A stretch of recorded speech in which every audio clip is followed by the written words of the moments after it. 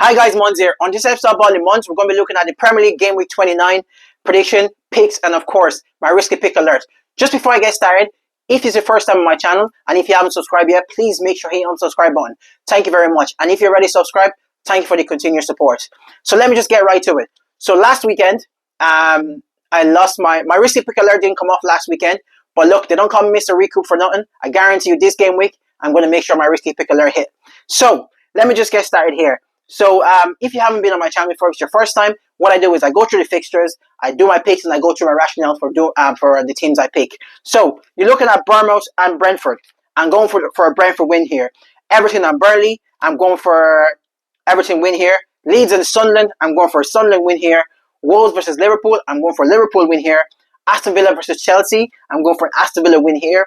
Brighton versus Arsenal, I'm going for an Arsenal win here. Risky pick alert, risky pick alert. My risky pick alert for this week is West Ham to beat Fulham. Manchester City versus Forest, I'm going for a Manchester City win here. Newcastle versus Manchester United, I'm going for a Manchester United win, of course. And then Spurs versus Palace, I'm going for a Crystal Palace win in this one.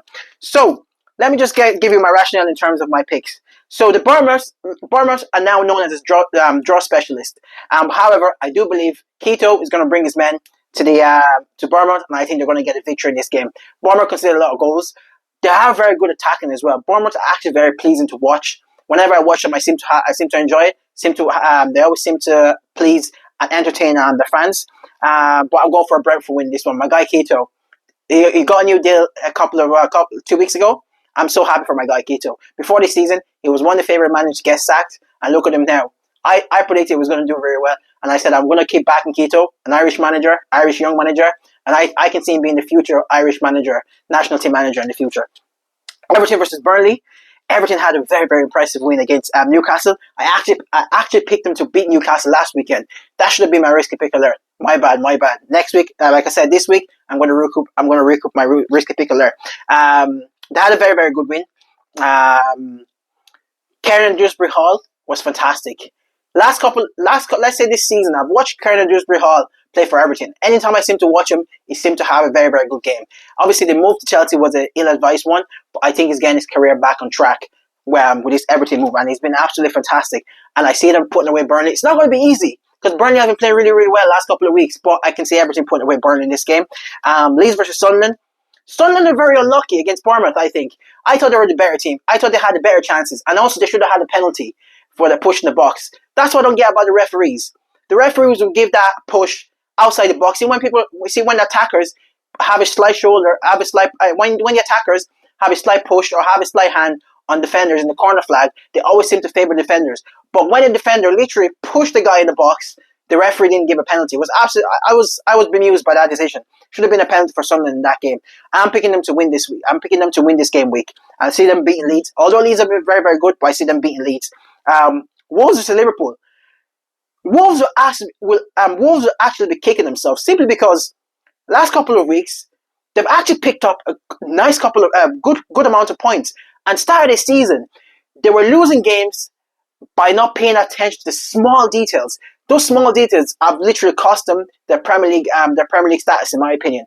And that's very unlucky for Wolves, because a couple of years ago, Wolves were in the top 10 in the Premier League. They have some very exciting player like rest in peace Diego Jota and Ruben Neves and all this type of player. But unfortunately, they haven't reinvested in that team, and they reinvest very poorly, in my opinion.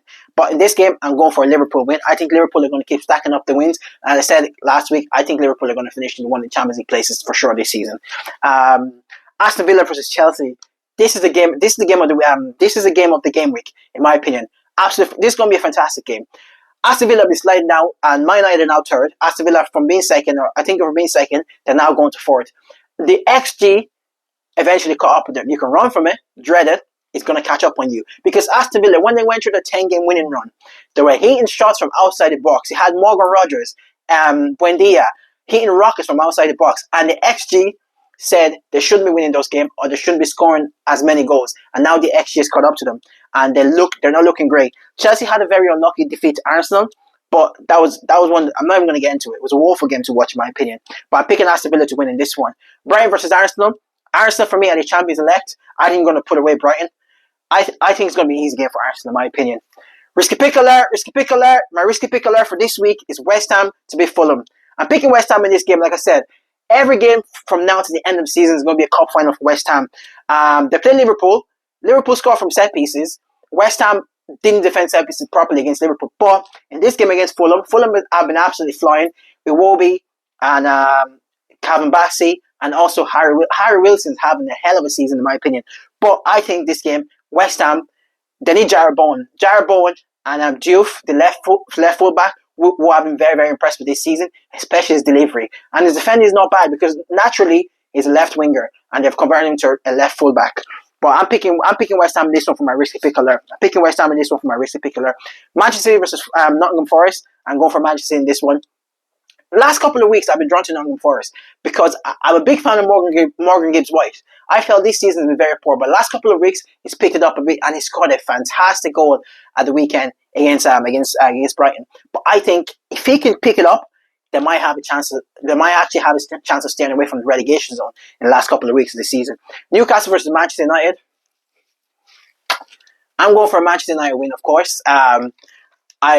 I'm going for a Manchester United win, of course. Newcastle versus Manchester United. I'm going for a Manchester United win, of course.